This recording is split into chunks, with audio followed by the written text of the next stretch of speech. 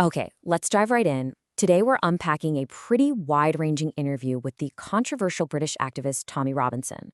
This is from his appearance on the Real America's Voice YouTube channel, and we're going to break down the key arguments he makes. So, the whole interview really kicks off with a very personal conflict. Robinson uses this exact phrase to describe the British broadcaster Piers Morgan, and believe me, this feud sets the stage for everything else he's about to say. To get our heads around this, we've broken it down into four main themes. First, that feud between Robinson and Morgan. Then, his much broader critique of Islam. After that, his take on the British establishment. And finally, a pretty direct warning he has for America. All right, first up, let's get into the foundation of this whole interview, what Robinson himself calls his legendary feud with Piers Morgan.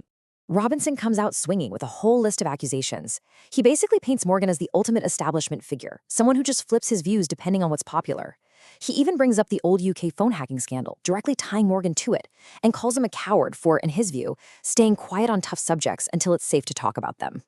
And this is where you can really see the picture he's trying to paint. He sets up this complete contrast between the two of them. Morgan is the guy who just rides the wave, while Robinson sees himself as the game changer. It's the establishment versus the guy with the truth, the coward versus the one who's sacrificed. To back all this up, he brings up this one key moment from a live TV appearance on Good Morning Britain. And according to Robinson, this specific episode was the most watched in the show's history. So the way he tells it, he's on set, and he just pulls out a copy of the Quran. He claims you could just see the panic on their faces, and that producers were frantically telling Morgan through his earpiece to shut it down. And this, for him, was the big showdown. He says Morgan kept telling him to put the book down, but he refused. He used that moment to directly challenge Morgan on air, arguing that the book itself was the real source of the issues they were debating. And that moment on TV, it's the perfect springboard from his personal fight with one man into a much, much bigger argument about religion itself. Okay, so here's one of Robinson's central claims. He argues that the phrase, Islam is a religion of peace, is actually a totally modern invention. He insists you can't find it in historical texts, and that it just appeared out of nowhere in the 21st century. And he doesn't just say it's a new idea.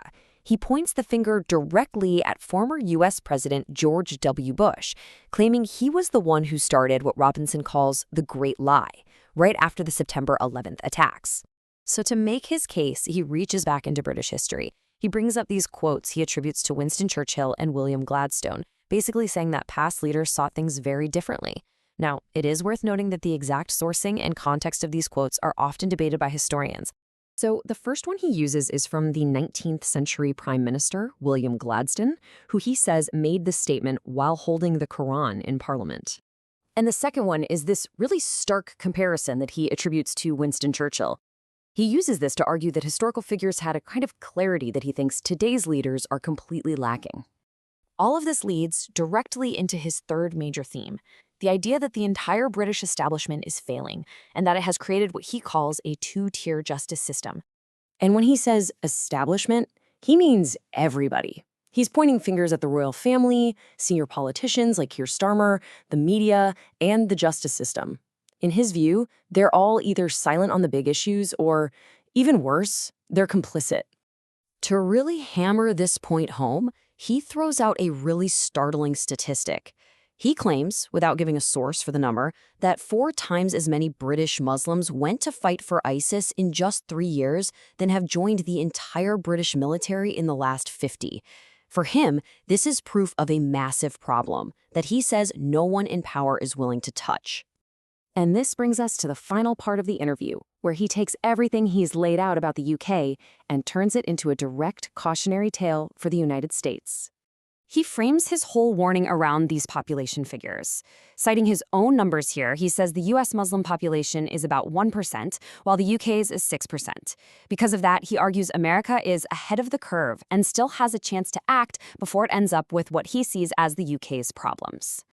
And this right here is the process he warns about. In his view, it's a 3-step chain reaction. First, Muslim politicians get into powerful positions. Second, they start to influence policy for Islam's benefit. And third, the whole country's policy, both at home and abroad, starts to change because of what he calls a fear of a hostile Islamic community. So in the end, when you step back and look at the whole interview, you see how every single point he makes, from his feud with Piers Morgan to the monarchy, it all ties back to this one single overarching idea he's pushing. So, after unpacking all this, we're left with a really challenging question that sits at the heart of so many debates right now.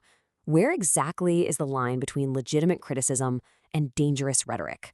Robinson's arguments, whether you find them compelling or not, really forces us to think about how a society can balance freedom of speech with the need for social harmony.